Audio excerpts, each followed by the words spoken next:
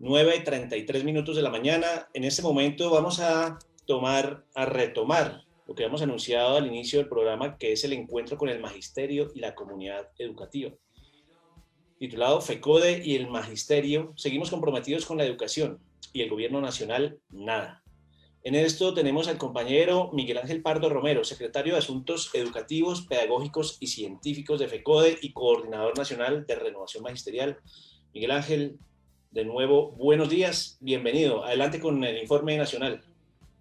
Bueno, buenos días nuevamente, Andrés. Un abrazo a Oscar, nuestro intérprete de señas, de lengua de señas. Por supuesto, un abrazo fraternal, vital y pedagógico a todo el magisterio y a la comunidad que nos sigue en esta hora del día. Nuevamente, nuestros saludos de solidaridad y de mucha fuerza a todas las compañeras que hoy padecen de esta ofensiva por parte del COVID.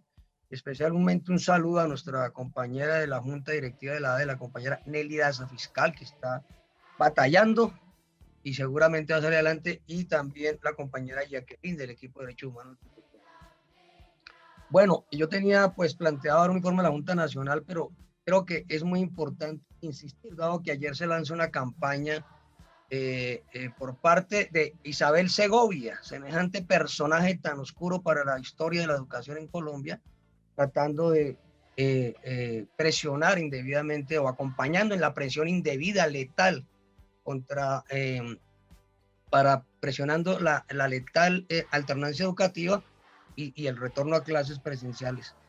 Y esta campaña se lanza sobre la base de decir cosas como que si no se quisiera retornar a la escuela presencial, por supuesto que los maestros, los niños y niñas de Colombia queremos retornar a la clase presencial.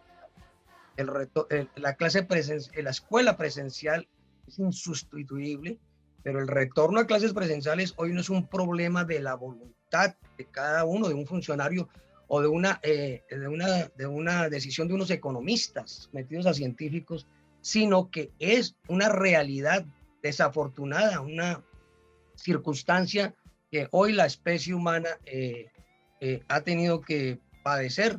Y en ese orden de ideas, pues hay unos criterios científicos. Existen unos criterios científicos para establecer el altísimo riesgo o bajo riesgo para reabrir o cerrar las escuelas, las cuales, por supuesto, no se han tenido en cuenta por parte del gobierno en toda la pandemia, incluido este momento tan alto, ¿sí? Y en ese orden de ideas, es un elemento que no vemos en la campaña que se lanza para Isabel Segovia, para que los niños regresen a clases presenciales. No observamos en ninguna parte tener en cuenta este punto. No si baja o no baja, no, los criterios que ha establecido la comunidad científica para reabrir o cerrar escuelas. Y creo que están muy bien expuestos tanto en el editorial de Educación y Cultura de número 139 que está en circulación, como también en el reciente artículo del doctor Orlando Acosta. No solamente el gobierno no ha tenido en cuenta, sino que en la nota que vi ayer de Isabel Segovia en El Tiempo, callan sobre el particular, sobre esos criterios científicos. Por el contrario, ella que es economista, se mete a dar conceptos científicos, y hay una afirmación tenaz y audaz que dice que los niños y jóvenes no arriesgan su vida por ir al colegio en razón del contagio y la pandemia. Esto ha quedado rebatido por parte de la comunidad científica. De 0 a 9 años transmiten más lentamente y de 10 a 19 años transmiten con la misma velocidad que el resto. Entonces, contra toda evidencia, insisten entonces que los niños no se contagian. Entonces, la pregunta que nosotros tenemos que hacer aquí es cuál es el número que proyecta el ministerio o Isabel Segovia, ¿sí?, de muertos que son aceptables en esta orientación que está presionando para retornar indebidamente. En el caso del sector salud fueron 160 el año pasado, y la pregunta es, entonces, ¿cuál es el punto de referencia? ¿Cuál es el número de muertos asesinados? El número de muertos aceptados. Entonces, y el otro punto es que en la nota que sale en El Tiempo, sobre la especialidad de estos economistas, si no hablan, es decir, ellos callan, distorsionan y lavan debates. Por ejemplo, hablan de que aquí con esto que ha ocurrido de la no asistencia a los niños el año pasado, hay un retraso de 20 años en la educación. Por favor, en los últimos 18 años, le recortaron a salud, agua potable, saneamiento básico y educación 348 billones de pesos. Y ella fue coautora e impulsora del recorte de 195 billones de pesos que tiene la educación de manera muy insuficiente.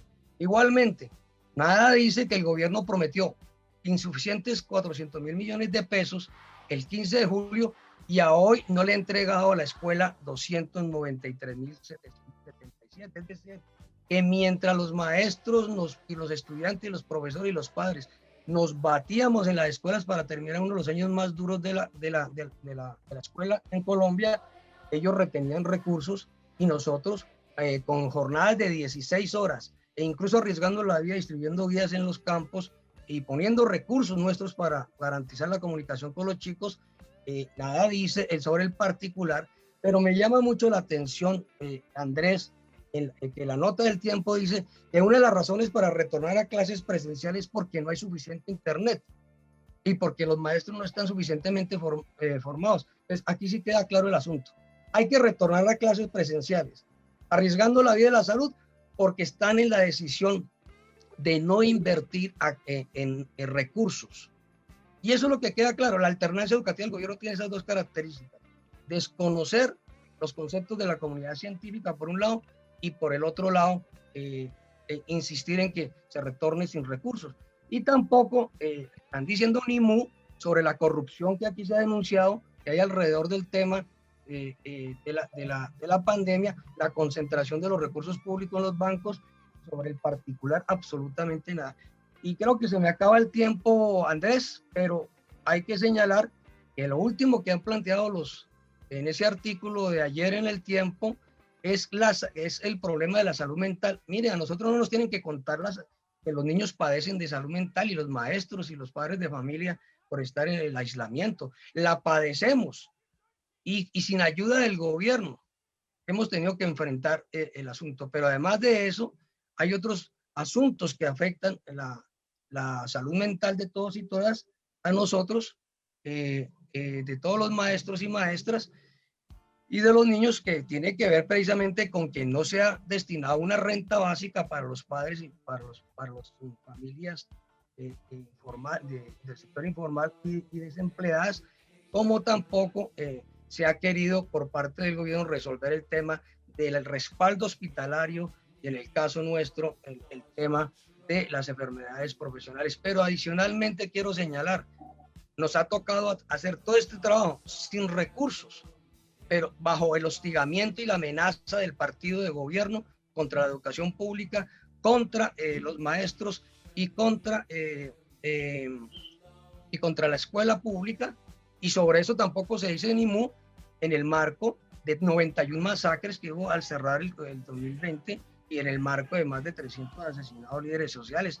Entonces yo le pido a los académicos que tengan en cuenta que tengan en cuenta todos estos elementos, o estos académicos que han firmado esta campaña que dice que la educación presencial es vital, pero por supuesto, pero primero es la vida. Y nosotros hemos hecho una propuesta, hemos presentado 3 documentos de FECODE para que se pueda atender la pandemia salvaguardando la vida, la salud y la educación en condiciones dignas.